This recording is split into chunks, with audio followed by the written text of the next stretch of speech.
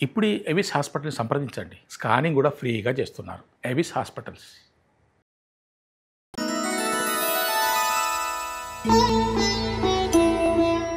నమస్కారం గురువుగారు. నమస్కారం అమ్మా. గురుగారు, ఇక ధనస్సు రాశి వారికి ఈ జూలై మాసం ఎలా ఉంటుందంటారు? తప్పకుండా. ముందుగా శ్రీ మహాగణపతి దేవతోభ్య నమః. చూసేవంటి భిక్షపతికి నమస్కారం. అంత మంచి జరగాలి. ఏది ఏమైనటప్పటికి కూడా ధనురాశి వారికి అన్ని విధాలు ఉన్నటువంటి శుభ సూచనలు రావడానికి ఆస్కారం ఉంటుందమ్మా. 6 లాభము, 9 నష్టంగా కనపడుతోంది. అయినప్పటికీ కూడా మనోధైర్యాన్ని పోగొట్టకుండా ధైర్యంగా ఉంటారు వీళ్ళు. మొండితనం బాగుంటుంది వీళ్ళ దగ్గర ఎక్కువ శాతం. ఏదైనా మొండితనం, గట్టితనం బాగుంటుంది. ఏదైనా కూడా గట్టిగా గురిపెట్టి కొట్టగలవంటి శక్తి వాళ్ళకు ఉంటుంది. ఓహో! సో ఇతరుల గురించి ఏం ఆలోచించారు.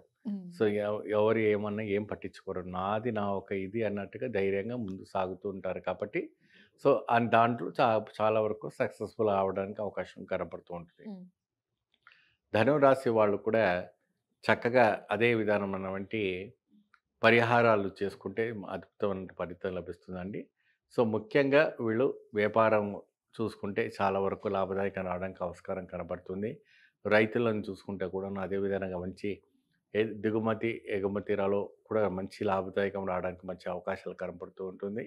మరి అదే విధంగా ఐటీ రంగాల్లో మరి కాల్ సెంటర్స్లో ఇంకా అనేక రకమైనటువంటి పనిచేసేటువంటి వాళ్ళకు కూడా అదే రకమైనటువంటి చక్కని సంపద హోదా రావడానికి అవకాశాలు కనపడుతుంటాయి. పేచీలు పెరుగుతాయి. పేచీలు అంటే ఏంటంటే చక్కగా ఎవరు పడితే వాళ్ళకి అనుమానం రావటం చేయటము, సో గొడవలు కావటం అలాంటివన్నీ ఉంటాయి. అవన్నీ కూడా ఏం పట్టించుకోకుండా ముందు సాగుతూ పోతుంటే మంచి అద్భుతమైన ఫలితాలు రావడానికి ఆస్కారం కనపడుతుంది. సో అదే విధానంగా డాక్టర్ రంగంలో, పోలీస్ రంగంలో, అడ్వకేట్ రంగంలో, ఇతర రంగంలో ఉన్న పనిచేసే వాళ్ళకి ప్రతి వాళ్ళకు కూడాను శుభమైనటువంటి వార్త గోచరిస్తూ ఉంటుంది. వాళ్ళకి అనేక రకమైనటువంటి ఇబ్బంది లేకుండా పోతుంది. అదే రాజకీయ వ్యక్తులకు కూడాను చక్కగా అద్భుతమైనటువంటి ఫలితాలు రావడం కోసం ఎదురు చూస్తున్నారు. అంటే రాజకీయంలో ఏదైనా కూడాను పేరు ప్రతిష్ట ఉంటే కానీ ఆ ఒక రాజకీయంలో ఉండడానికి గట్టిగా ఉండాలి. ఉంటేనే ఆ ఒక ఫలితం రావడానికి ఆస్కారం ఉంటుంది కాబట్టి ఒక ఇబ్బంది లేకుండా ముందుకు సాగడానికి ఉంటుంది. చక్కగా చేసుకోవచ్చు. ధనురాశి వాళ్ళకి ప్రత్యేకమైనటువంటిది ఏంటి అంటే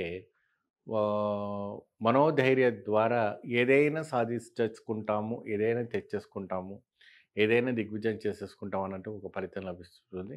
ఆ ఒక కండిషన్స్ బాగుంటాయి. ఇంకా కళ్యాణం అనుకునేటప్పటికి మాత్రాన ఈ యొక్క ఆషాఢ మాసం పెట్టుకుంటే తప్ప మనకు శ్రావణ మాసంలోకి జరగడానికి అవకాశాలు ఉంటుంది. మరి అదే విధానంగా మనకి సంతానం పరంగా చూసుకుంటే విశేషమైన ఫలితం రావడానికి ఆస్కారం కనపడుతుంది.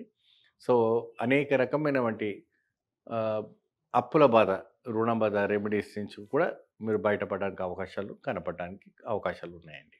ఏ దేవీ దేవతల ఆలయాన్ని దర్శించుకుంటే మంచిదంటారు? మీరు శివారాధన చేసుకుంటే చాలా చక్కగా అద్భుతమైన ఫలితం లభిస్తుంది. స్వామివారికి అభిషేకము, రుద్రాభిషేకము, నమ్మకం చమకం చేసుకుంటే మంచి ఫలితం లభిస్తుంది. స్వామివారికి నంది ఎదురుగా ఉన్న నందికి గరికమాల వేసి దానం చేసుకుంటే చాలా బాగుంటుంది. దానం విషయం చూసుకుంటే వరకు కందులు, మినువులు దానం చేస్తే చాలా వరకు శుభ ఫలితం లభిస్తుంది. ఓకే గురుగారు, ధనుసు రాశి వారికి సంబంధించిన విశేషాలు తెలియజేసినందుకు ధన్యవాదాలు. నమస్కారం.